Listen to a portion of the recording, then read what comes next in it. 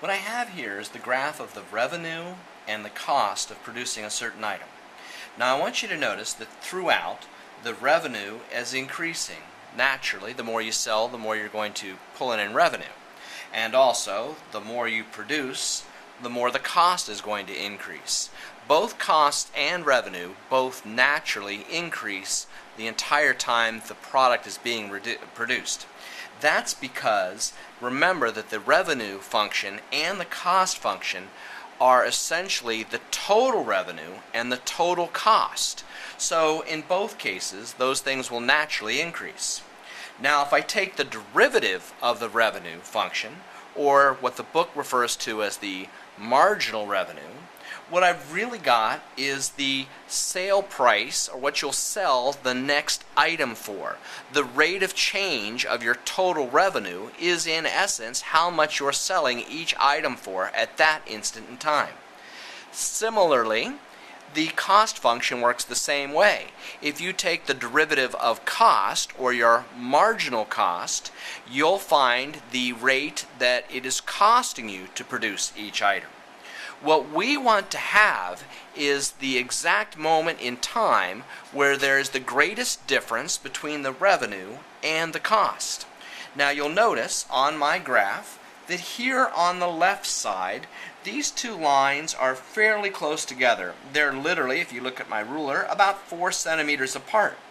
As I go toward the middle, it's closer to about 6 or 8 centimeters apart actually. And at the other end it shrinks down once again to only about 4 centimeters apart.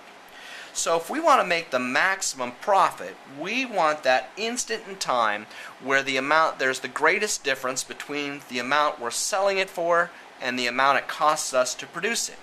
If we look then at the beginning of our graph, if we think of the slope, which is the rate of change in revenue, or your marginal revenue, and the slope of your cost, which is your marginal cost, this is in essence, the difference between these two is your profit.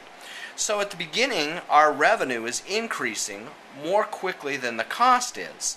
So at this point, since the marginal revenue is bigger than the marginal cost, I want to keep producing the item. Now as we go up toward the middle, you'll notice at this point where profit was maximized, that the two lines are essentially parallel. It costs us the same per item as it does in revenue.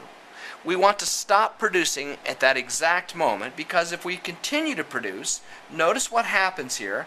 The revenue is now increasing more slowly than what the cost is increasing. In other words, at this point, it's actually costing you a little bit more to produce each item than you're making in revenue. So of course you want to stop at that instant. As long as revenue is growing more quickly than cost, you want to keep producing the item. So we wish to stop, of course, at that exact moment in time when the revenue per item is increasing exactly at the same rate that the cost per item is increasing. In other words, at the exact moment where your marginal revenue equals your marginal cost.